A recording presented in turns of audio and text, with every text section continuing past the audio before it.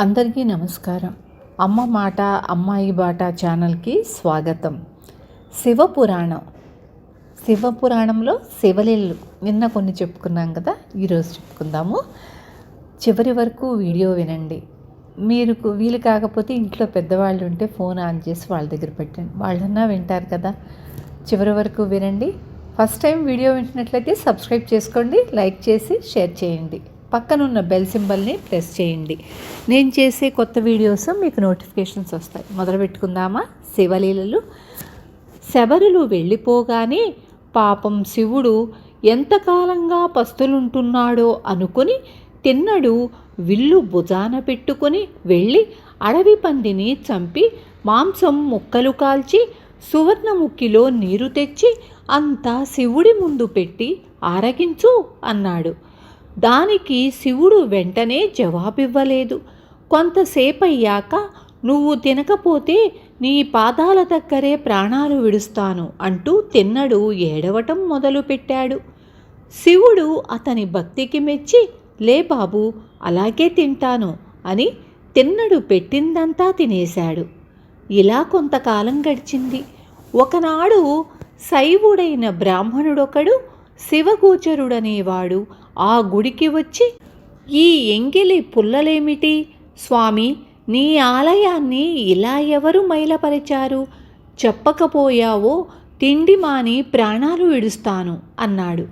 కంగారు పడకు, ఒక ఆటవికుడు తన ధోరణిలో నన్ను మహాభక్తితో కొలుస్తున్నాడు. వాడి పూజలను నేను స్వీకరిస్తున్నాను.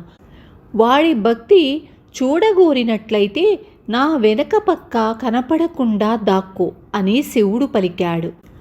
అంతలోనే తిన్నడు గుడికి వచ్చి లింగం ముందున్న ఎంగిలి కాలితో ఒక పక్కకు తోసి నీళ్లు పుక్కిలించి శివలింగం మీద అభిషేకించి పత్రి పెట్టి తినమని మాంసం ముక్కలు శివుడి ముందు పెట్టాడు. శివుడు తిన్నడి భక్తిని పరీక్షించాలని వాడు పెట్టిన ఆహారం తినక మూసిన కంటి నుంచి నీరు కార్చనారంభించాడు. అది చూసి తిన్నడు ఆందోళన పడి కంటికి చికిత్సలు చెయ్యసాగాడు.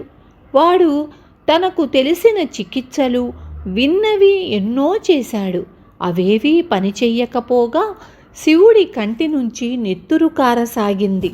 ఏం చెయ్యటానికి పాలుపోక తిన్నడు కంటికి కన్నే మందు అనుకొని తన కన్ను ఒకటి తీసి శివుడికి కన్నుగా అమర్చాడు. వెంటనే శివుడి రెండో కంటి నుంచి రక్తం కారసాగింది.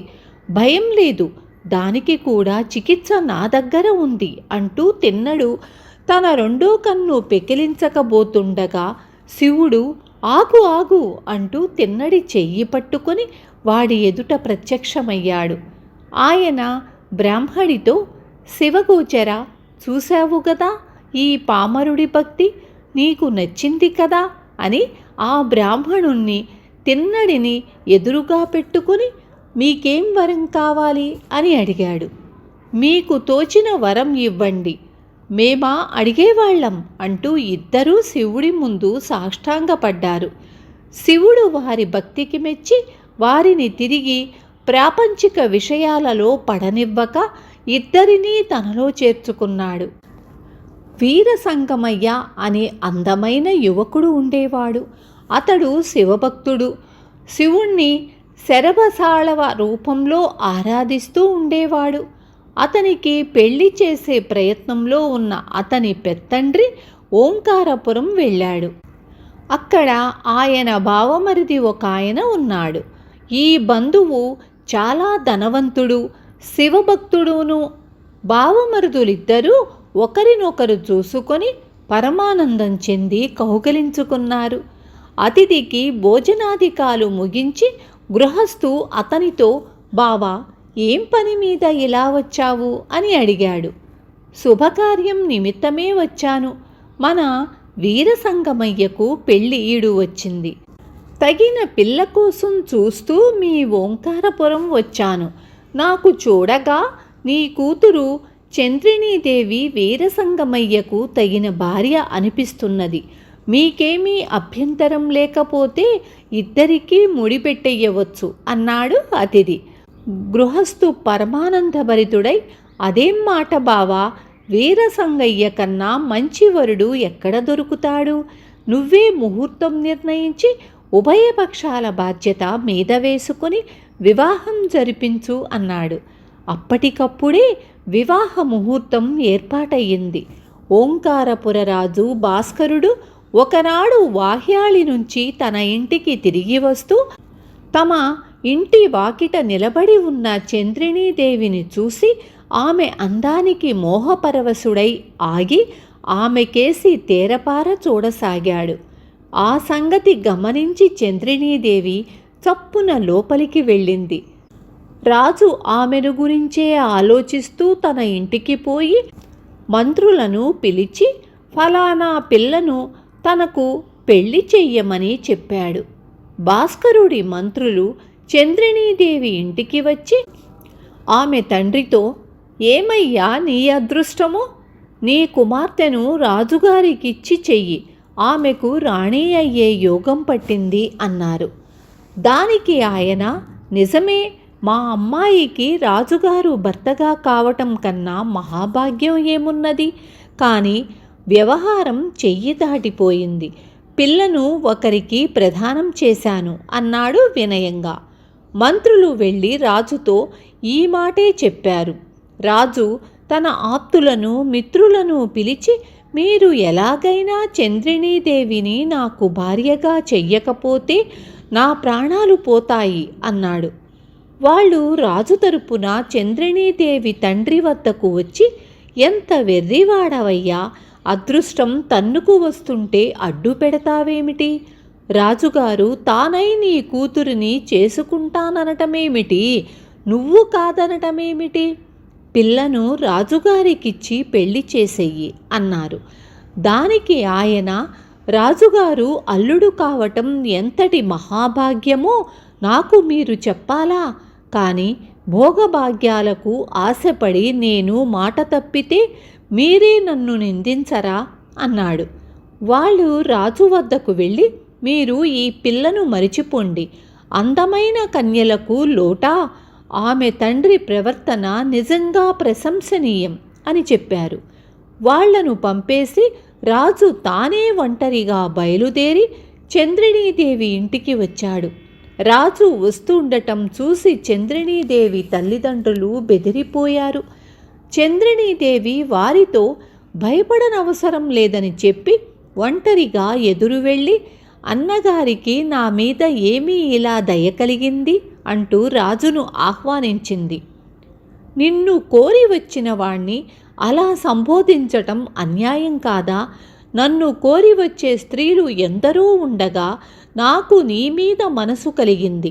నిన్ను చూసిన క్షణం నుంచి నేను విపరీతమైన విరహతాపం పొందుతూ మరొకతికేసి చూడలేకుండా ఉన్నాను. నిన్ను మహారాణిని చేసి మిగిలిన రాణులందరితో పాటు నేను కూడా నీ సేవ చేస్తాను అన్నాడు రాజు. రాజా, నన్ను వీరసంగమయ్యకు మాట ఇచ్చిన క్షణం నుంచి అతనినే భర్తగా ఎంచుకున్నాను. ఆడదానికి ఇద్దరు భర్తలు ఎలా సాధ్యపడతారు అన్నది చంద్రిణీదేవి. నీకోసం తపించిపోతున్నవాడికి ఈ ధర్మపన్నాలు ఎందుకు చెబుతున్నావు అని రాజు ఆమెను అడిగాడు.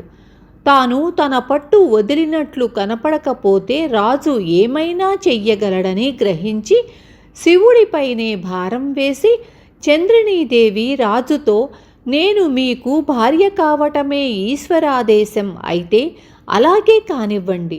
పెళ్లికి ముందు వారం రోజులు నిష్ఠతో ఈశ్వరారాధన చెయ్యటం మా వంశాచారం. ఇవ్వాళే వ్రతం ప్రారంభిస్తాను అన్నది. రాజు సంతోషంతో వెళ్ళిపోయాడు. చంద్రిణీదేవి తనకు రాజుకు మధ్య జరిగిందంతా తల్లిదండ్రులకు చెప్పింది. వాళ్ళు ఈ విషయమంతా తెలుపుతూ వీరసంగమయ్యకు లేఖ వ్రాశారు. అతను పెద్దల అనుమతితో వచ్చి రహస్యంగా చంద్రిణీదేవిని పెళ్లాడి గుర్రం మీద తన భార్యతో సహా తన ఊరికి బయలుదేరాడు. ఈ వార్త చారుల వల్ల రాజుకు తెలిసింది. చంద్రిణీదేవి తనను మోసం చేసినందుకు అతను మండిపడి తన సైనికులను పిలిచి, మీరు వెళ్ళి వీరసంగమయ్యను చంపి చంద్రినీదేవిని తీసుకురండి అని ఆజ్ఞాపించాడు. ముందుగా బయలుదేరిన సైనికులు వస్తూ ఉండటం చూసి సంగమయ్య ఒంటరిగా తాను సైనికులను ఏమీ చెయ్యలేడు కనుక తన ఇష్టదైవమైన శరభావతారుణ్ణి ధ్యానించాడు. వెంటనే శరభసాళవ భయంకరాకారం ప్రత్యక్షమై ఆగ్నేయాస్త్రం లాంటి ఆయుధాన్ని వీరసంగమయ్యకిచ్చి దీనితో శత్రువులను పరిమార్చు అని చెప్పి అంతర్ధానమయ్యింది. వీరసంగమయ్య తన చేతిలో కత్తి ఉండటం చూసి మహానందం చెంది దానితో సైనికులను ఎదుర్కొని ఎడాపెడా వధ చెయ్యనారంభించాడు. ఇదంతా గుట్ట మీద నిలబడి చూస్తూ రాజు నిర్ఘాంతపోయాడు. ఇంతలో వీరసంగమయ్య తన కరవాలాన్ని ఒక శివభక్తుడిపై విసరబోయి అతన్ని గుర్తించి తల వంచి నమస్కారం చేశాడు. ఇది గమనించిన రాజు వీరసంగమయ్య శివభక్తిని ఆధారం చేసుకుని అతన్ని చంపే ఉద్దేశ్యంతో తాను కూడా వెంటనే శివభక్తుడి వేషం వేసుకొని వేగంగా కొండ దిగి వీరసంగమయ్యను చేరి అతను తల వంచి నమస్కరించగానే మెడ మీద తన కత్తితో దెబ్బ వేశాడు. ఆ కత్తి పూలహారమై వీరసంగమయ్య మెడలో పడింది. ఆ క్షణంలోనే శివుడు వృషభవాహనం మీద ప్రత్యక్షమై వీరసంగమయ్యను వరం కోరమన్నాడు. తనకు తన భార్యకు రాజుకు పెళ్లివారికి శివ సాయుధ్యం ఇప్పించమన్నాడు. వీరసంగమయ్య భక్తితో నమస్కరిస్తూ, నీకు అపకారం చెయ్యదలిచిన ఈ పాపిష్టిరాజుకు శివ సాయుధ్యం ఇయ్యమంటావా అని శివుడు వీరసంగమయ్యను అడిగాడు. మహాదేవ, ఈ రాజు శైవ చిహ్నాలు ధరించి నిన్ను కళ్ళారా చూశాడు. ఇంకా ఇతనిలో పాపాలు ఎక్కడివి అన్నాడు వీరసంగమయ్య. శివుడు ఎంతగానో సంతోషించి అందరినీ తన వెంట కైలాసానికి తీసుకుపోయాడు. విన్నారు కదా, ఈరోజుతో శివపురాణం సమాప్తమయ్యింది. రేపు మరొక మంచి కథతో మీ ముందుకొస్తాను. తప్పకుండా ఆదరించండి, షేర్ చేయండి.